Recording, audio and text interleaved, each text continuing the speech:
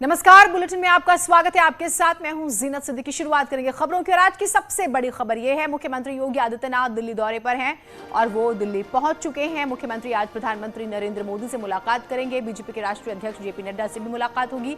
रक्षा मंत्री राजनाथ सिंह से भी मुलाकात करेंगे और शपथ ग्रहण में शामिल होने का न्योता वो सभी को देंगे। वैसे सूत्र तो ये जानकारी भी दे रहे हैं कि सीएम 2 दिनों तक दिल्ली में रहेंगे। यूपी भवन के बाहर हिंदू वाहिनी के जो कार्यकर्ता हैं वो झूमते नजर आए, वो मुख्यमंत्री के लिए तोहफे लेकर आए हुए हैं।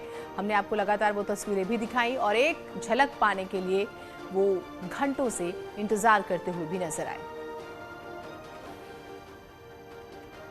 तो ये वो तस्वीर जो हम आपको दिखा रहे हैं टेलीविजन स्क्रीन पर, देखिए ये वो तोहफा जो है वो मुख्यमंत्री को देने के लिए सुबह से इंतजार कर रहे हैं, जब से उन्हें जानकारी मिली कि मुख्यमंत्री जो हैं वो यहाँ आने वाले हैं। और उसके बाद वो तोहफों के साथ आए। न्यूज़ 18 ने उनसे बातचीत भी की और वो ये कहते हैं कि एक झलक पाने के लिए हम जो है इंतज़ार कर रहे हैं और उनका जो व्यवहार है, जो उनका आचरण है, उसे आत्मसात करना हमारा मकसद है। यानी कि हम चाहते हैं उनकी एक झलक भी हम पर ज़रूर पड़े। तो काफ़ी देर तक वो इंतज़ार करते रहे और ये उत्साह स्वाभाविक भी है। इतनी बड़ी जीत हुई है और लोकप्रिय नेता हैं और लोकप्रियता लगातार बढ़ती जा रही है और बेशक से इन नतीजों के बाद वो और ज़्यादा बढ़ी। तो कार्यकर्ताओं का भी जो है उत्साह बढ़ना लाजमी है।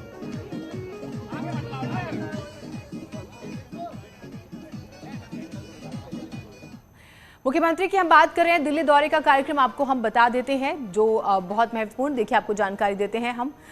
सुबह से ही हम आपको दरअसल जानकारी दे रहे हैं। वो जिन लोगों से मिलेंगे ये आपके लिए जानना बहुत जरूरी है। बीएल संतोष से भी सीएम योगी जो है मिलेंगे, क्योंकि प्रधानमंत्री से मिलने की बात हो रही है, राष्ट्रीय अध्यक्ष से मिलने की बात हो रही है। दोपहर 3 बजे उपराष्ट्रपति वेंकैया नायडू से वो मुलाकात करेंगे और उसके बाद जो है शाम को 5 बजे प्रधानमंत्री मोदी से मिलने का जो है कार्यक्रम है। यानी कि प्रधानमंत्री से मुलाकात करेंगे। शाम को 6 बजे जो है बीजेपी के राष्ट्रीय अध्यक्ष जेपी नड्डा जो है उनसे मुलाकात वो करेंगे और न्योता वो दे ही रहे हैं। रात 8 बजे रक्षा मंत्री राजनाथ सिंह से मुलाकात करेंगे। जो शपथ ग्रहण होगा ये मान के चलिए कि ये भव्य होगा और संदेश जो है इसमें छुपा होगा। तो ये हम आपको जानकारियां लगातार दे रहे हैं और पवन जो है हमारे साथ, हमारे सहयोगी जुड़े हुए हैं।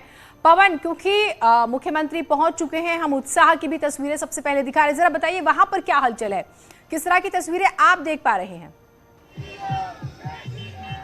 देखिए, अब से थोड़ी देर पहले मुख्यमंत्री योगी आदित्यनाथ उत्तर प्रदेश सदन जो कि दिल्ली में स्थित है वहां पहुंच चुके हैं और बस थोड़ी सी देर में ही यहां से निकलने वाले हैं। 9 अशोक रोड, जो कि बीजेपी के राष्ट्रीय संगठन महामंत्री बीएल संतोष का आवास है, वहां के लिए अब से थोड़ी देर में निकलेंगे और उनसे मुलाकात करेंगे।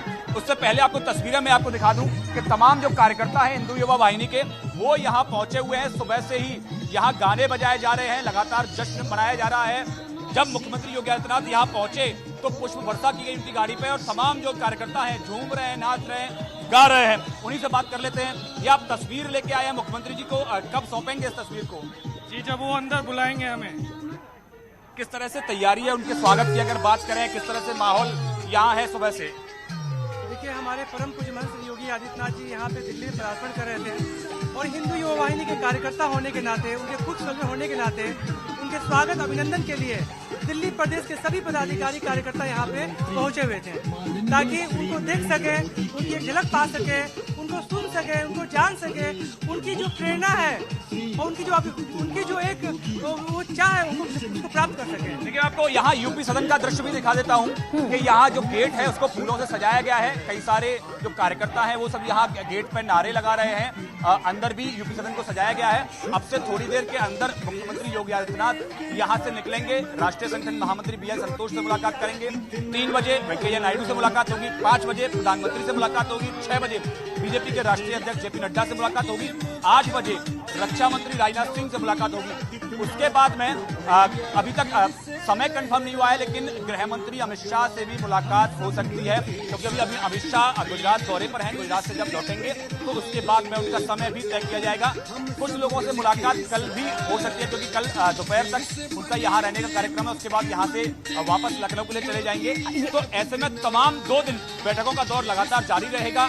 निमंत्रण दिया जाएगा शपथ ग्रहण का। उसके साथ साथ क्या संगठन का स्वरूप रहने वाला है, क्या सरकार का स्वरूप रहने वाला है, क्योंकि ये सिर्फ 2022 की सरकार नहीं होगी, 2024 के लिए रोड मैप तैयार किया जाएगा इस सरकार के रूप में।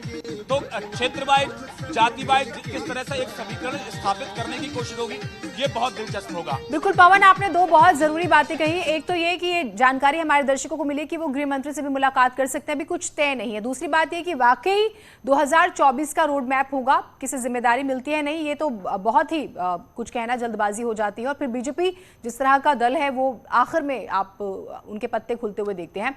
पवन, क्योंकि कल भी मुख्यमंत्री रहेंगे वहां पर, आपने जैसे जानकारी दी, तो कल का जो कार्यक्रम है उसके बारे में कोई डिटेल इंफॉर्मेशन है किसी तरह की, वहां पर क्या चर्चा है?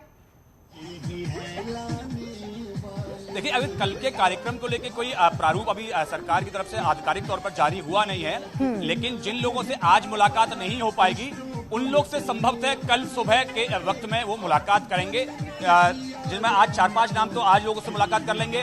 मंत्री से अगर आज का वक्त नहीं मिलता है तो कल सुबह मुलाकात होगी। तो तमाम जो लोग हैं उनसे मुलाकात का वक्त दिया जा रहा है। जैसे ही कंफर्म हो जाएगा तो आधिकारिक तौर पर हम अपने दर्शकों को जानकारी देंगे। बहुत शुक्रिया आपका हर अपडेट हम तक पहुंचाने के लिए, और कोई अपडेट होगी तो हम पवन से फिर से बातचीत जरूर करेंगे। लेकिन एक बड़ी खबर आ गई है, वो आपको जरूर बता देते हैं। यूक्रेन और रूस युद्ध को लेकर बैठक चल रही, वैश्विक परिस्थितियों पर भारत का मंथन। पीएम मोदी की दिल्ली में हाई लेवल मीटिंग चल रही, तस्वीर भी हम आपको दिखाते हैं। बेहद ही महत्वपूर्ण आज 18वां दिन इस महायुद्ध का चल रहा है। जिस तरह से रूस ने हमला किया हुआ यूक्रेन पर, आपने देखा ऑपरेशन गंगा चलाया गया, भारत के जो लोग जो स्पेशली मेडिकल की पढ़ाई करने वाले स्टूडेंट्स वहां फंसे हुए थे उन्हें लाया गया। और जो वैश्विक परिस्थितियां हैं, हमें किस तरह से रहना है, हमारी जो डिप्लोमेसी है, हमारे जो रिश्ते हैं, हमारा व्यापार भी है, हमारे आसपास के मुल्कों से जो ताल्लुकात भी हैं, जो शॉर्ट टर्म और लॉन्ग टर्म आपको दोनों ही देखने पड़ते हैं। अपनी डिप्लोमेसी को लेकर आपको बहुत ज़्यादा अलर्ट रहना पड़ता है। तो वो कैसे हम लेके आगे बढ़ सकते हैं। अनूप हमारे साथ जुड़े हुए हैं। अनूप, हम तस्वीरें तो देख रहे हैं इस हाई लेवल मीटिंग की, जो मीटिंग के कोर में रहा वो बताइए कि क्या स्पेसिफिक रहा जिस पर बहुत ज़्यादा चर्चा हुई, क्या हम नया देखेंगे अभी आगे? देखिए, आपको बता दूं कि बैठक अभी चल रही है और बैठक खत्म होने के बाद ही पता चल पाएगा कि किन किन बिंदु पर, किन किन मसलों पर प्रधानमंत्री नरेंद्र मोदी ने चर्चा की है। लेकिन जिस बात का जिक्र आप भी कर रहे थे, जिस तरीके से रसिया और यूक्रेन के बीच युद्ध चल रहा है, जिस तरह से स्थितियां बदली है, वैश्विक परिस्थितियां बदली है, इसके मद्देनजर आज प्रधानमंत्री नरेंद्र मोदी की यह बैठक हो रही है कि किस तरीके से भारत को अपने नजरिए को रखना है विश्व के दृष्टिकोण में। तो ये सारी बातें हैं। इसके अलावा जिस तरीके से संबंध है, क्योंकि देखिए भारत ने लगातार अपने आप को तटस्थ नीति के तौर पर रखा है, ना ही रसिया के समर्थन पे वो पूरी तरह से आए हैं, ना ही यूक्रेन के समर्थन में आए हैं। लेकिन जिस तरह से लगातार वैश्विक परिस्थितियां बदली हुई है और सुरक्षा, क्योंकि देखिए लगातार कई तरह की बातें कही जाती है, वर्ल्ड वार की बातें कही जाती है, तो ऐसे में भारत कितना सक्षम है, किस तरीके से सुरक्षा व्यवस्था है, इन सभी मसलों पर प्रधानमंत्री के नेतृत्व में आज चर्चा हो रही है। बिल्कुल, मीटिंग खत्म होने का इंतजार, उसके बाद क्या छनकर आता है वो जरूर हम आपसे जानकारी लेंगे। बहुत शुक्रिया आपका तमाम जानकारियों के लिए।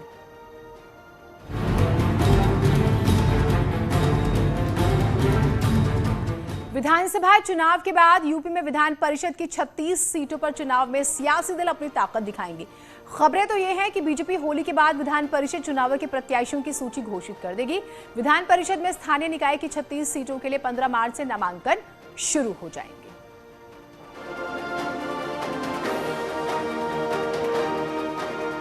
तो होली बाद उम्मीदवारों का ऐलान भी हो जाएगा। अब एक चुनाव से आप निपटे, दूसरा जो है वो भी तैयार है, और अभी सभी दल जो हैं विधान परिषद उम्मीदवारों का ऐलान और एमएलसी चुनाव से जुड़ी बड़ी खबर आपको बता रहे हैं हम। होली से पहले बीजेपी इसका ऐलान भी कर सकती है। एक छोटा सा ब्रेक ले रहे हैं, कहीं मत जाइएगा।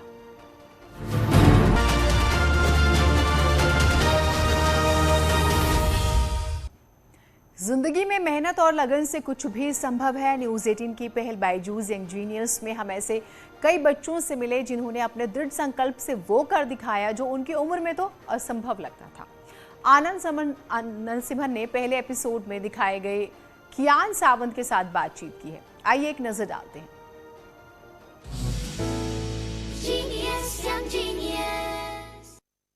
बायजूस यंग जीनियस सीजन 2 में हुनर का लेवल बढ़ गया।